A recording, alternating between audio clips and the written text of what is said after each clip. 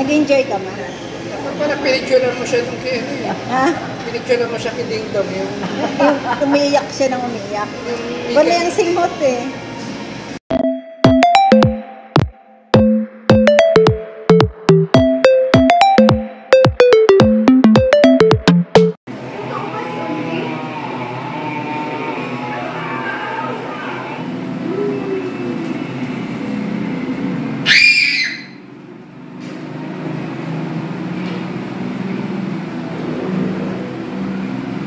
Si ate si Ubi yung tingnan.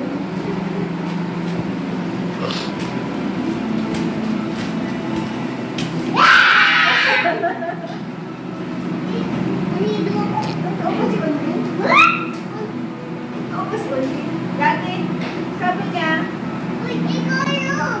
Aray ko! Sinamahan. Sorry na, likod ka sinamahan.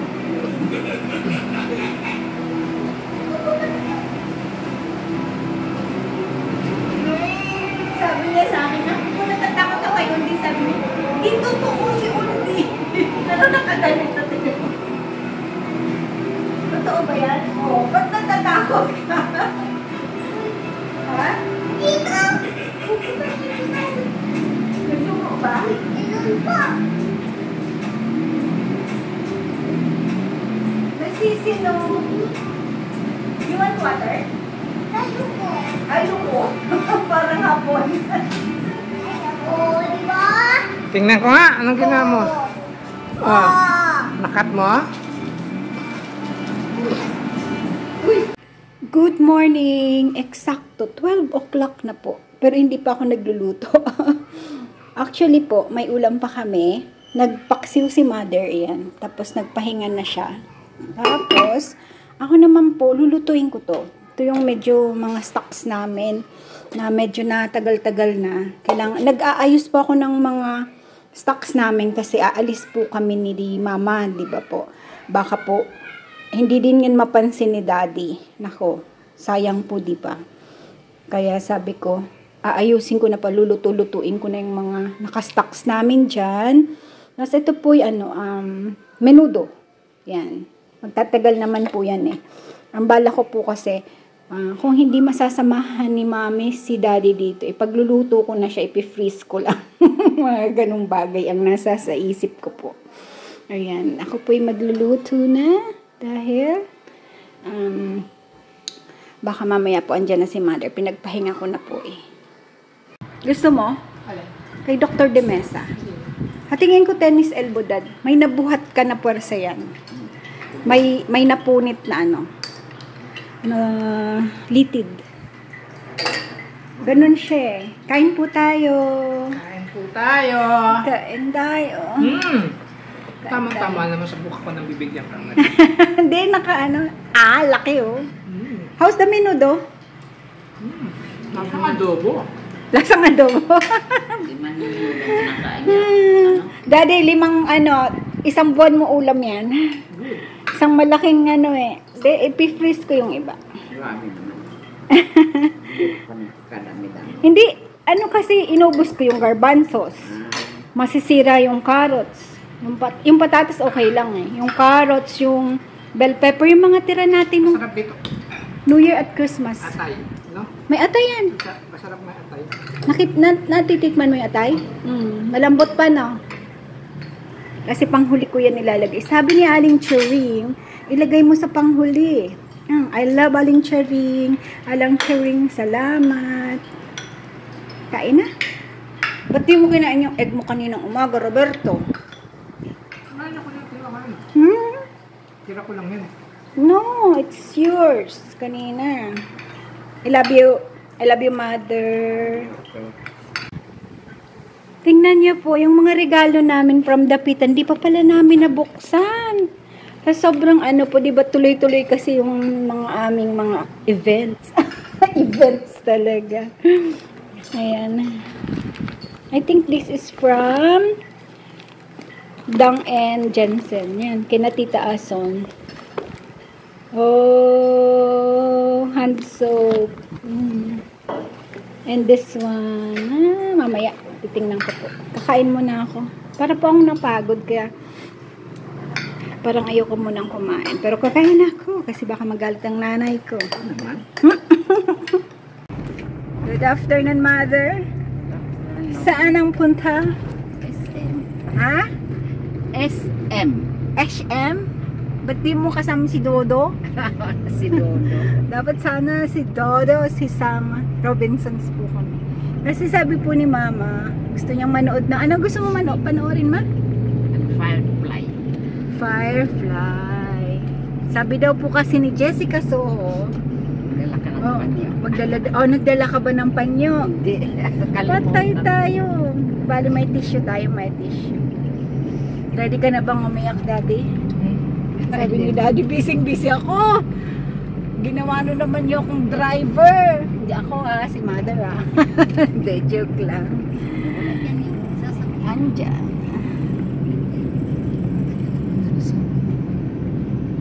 Sino yun? Sino yun? Tsura. Si Jomar. Ayan po. Siya ka. Hawak ka na sa akin, Mother dear. Sana may firefly dito. Tapos, kain tayo sa Tokyo. Oo. Magbimiyan tayo, no? Oo. Makatapos na ng sine. Dito. Bakit? Kakain ka kaagad, gutom ka na. Hindi. Joke. Sana pero wala yata ang firefly dito. Mayroon. Tingnan ko kanina, hindi lumalabas eh. Pero sabi ni Daddy, check daw muna. Loyal ata sa SM eh. Nasaan na ba ang darling? Ko. Nag-enjoy ka ma? Parang pinicturean mo siya nung kaya. Ha? Pinicturean mo siya kay Ding Dong. Umiiyak siya ng umiiyak. Wala yung singhot eh. Mayroong picture ba doon? Napupuntahan ulit natin. Picturean ka namin. Saan? Doon. Oo nga. Firefly. Sa Firefly. Ha? Ganda din ang story. Simula pa lang na simula ko. Umiiyak nga eh. Ewan ko ba yung simula pa lang sila pa lang na mag-ina. Yung binubuli yung bata. Umiiyak na ako. I don't know why. Sabi niya, hindi lang ang baon daw ng ano. Nang? Issue of iiyak. Siya daw naiyak. Nakakaiyak mo. Maganda. Ganda ng story. No? Magaling si Alessandra De Rossi, no? Galing talaga siya umart.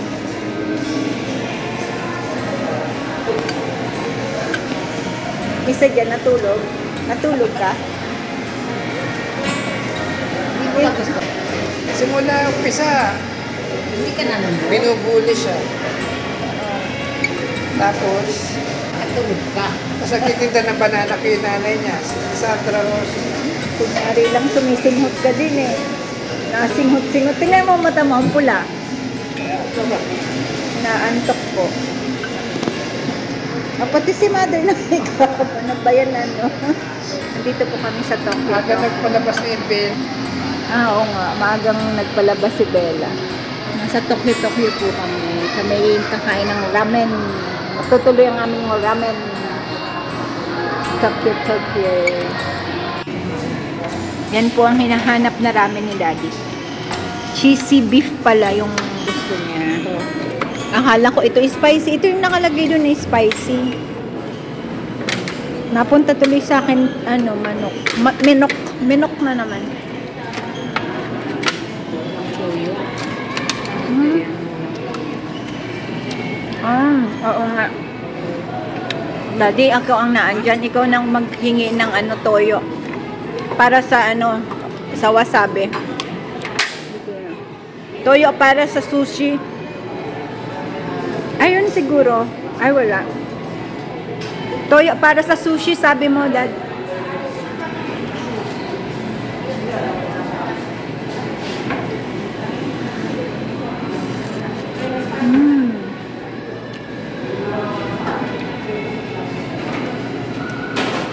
Ayan, Mama.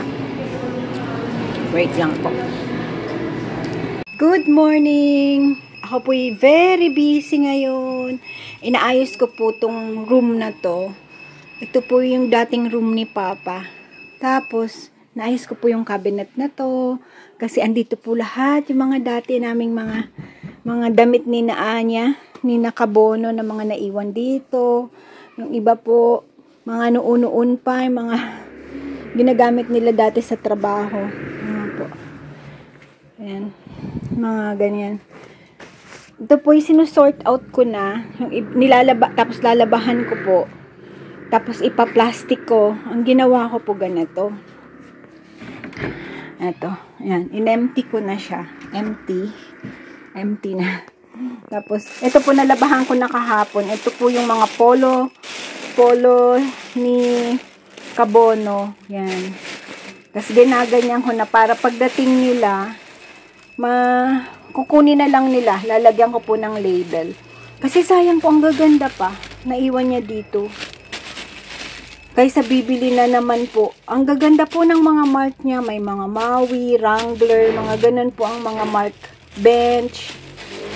Sabi ko, ang gaganda po. Pang church niya to dati eh. Tapos, andito yung mga pantalon niya. Ang dami po naiwan. Kaysa bibili na naman, di ba po? Sayang din. Nagsusort out po ako. Ang dami.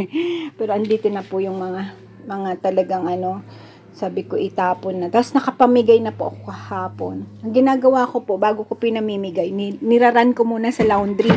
Sabi ko kay ate Bakikang, ate, ilalabahan ko na. Kasi nga matagal po sa cabinet. Para po kako, pagka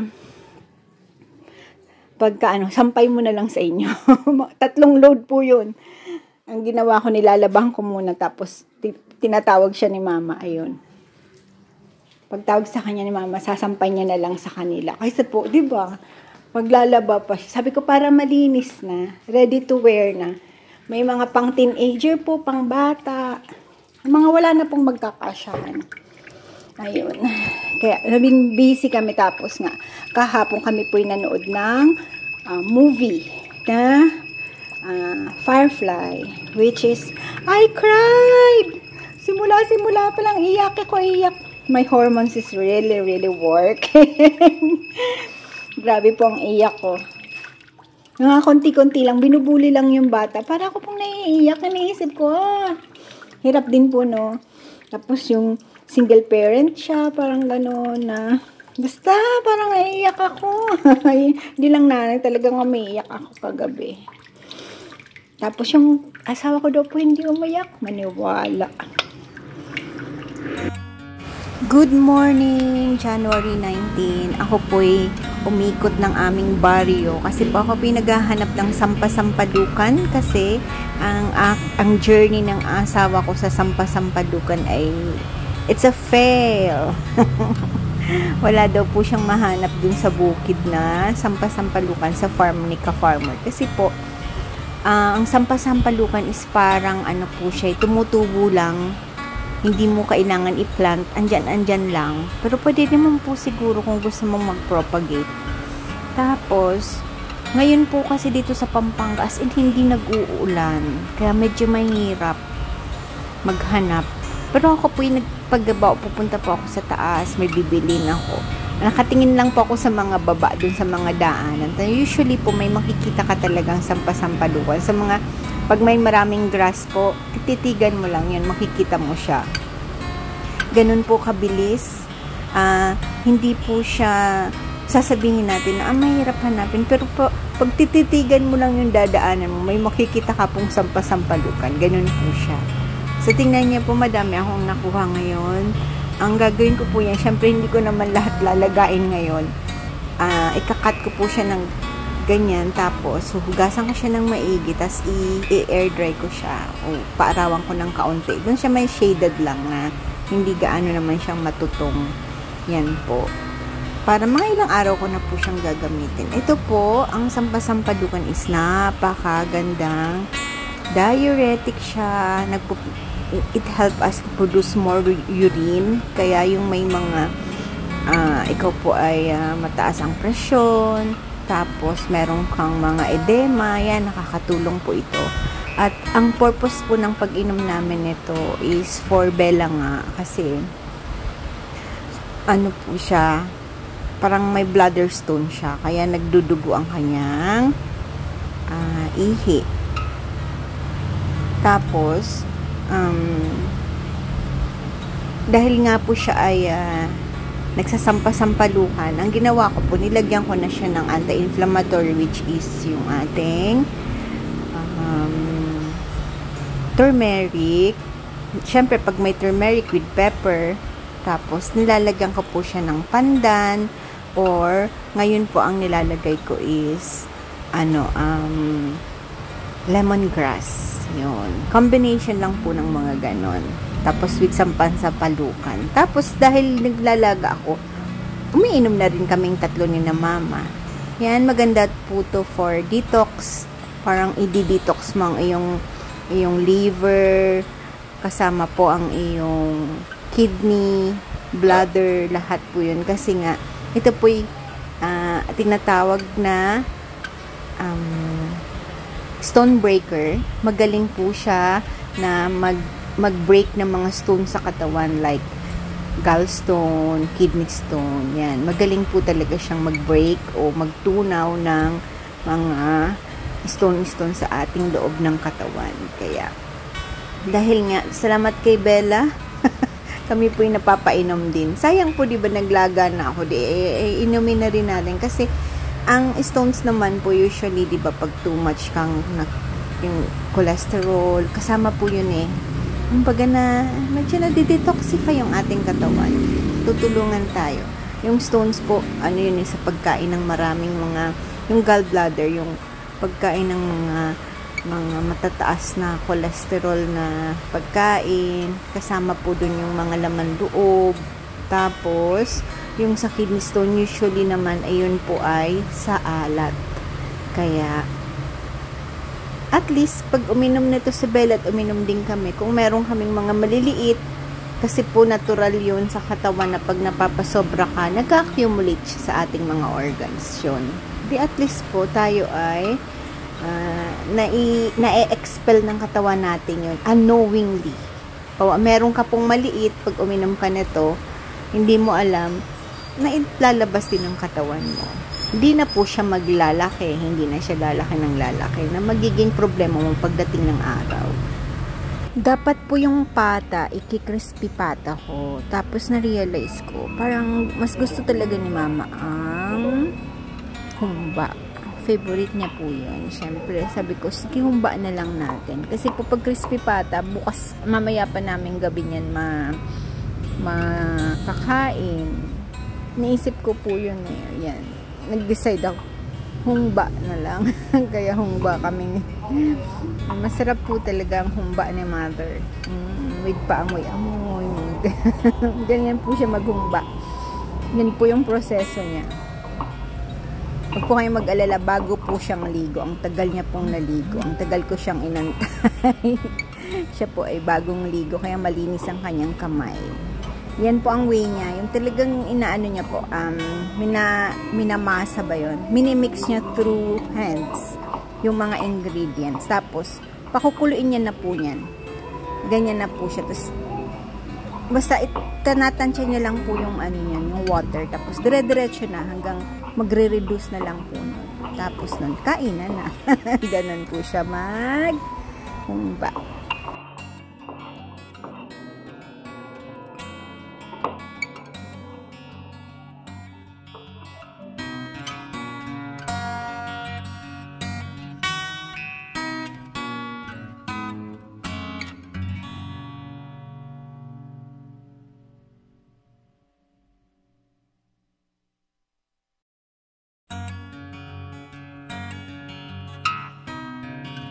Pagkasalang po niya ni mama, sabi ko magpahinga na siya kasi 11 na po eh. Gusto ko po kasi before lunch, bago kami kumain, makapagpahinga man siya. Kasi po nakakaidlip po siya ng konti before lunch. Yun po ngayon ang maganda kasi maagang-maaga po siyang gumigising. Sabi niya mga 5 ata, gising na siya. Nagro-rosary na po siya eh. Kaya sabi ko parang masyadong maaga. So, kailangan po yun na mapalitan yung tulog niya. Nobody loves you like your mom. She's your best friend. your most honest critic, and your biggest fun rolled into one. A mother's love does not set with the sun. It blankets you all through the night. Thank you for watching. Please like, subscribe, push that notification bell, and share. Maraming salamat po. To God be the glory.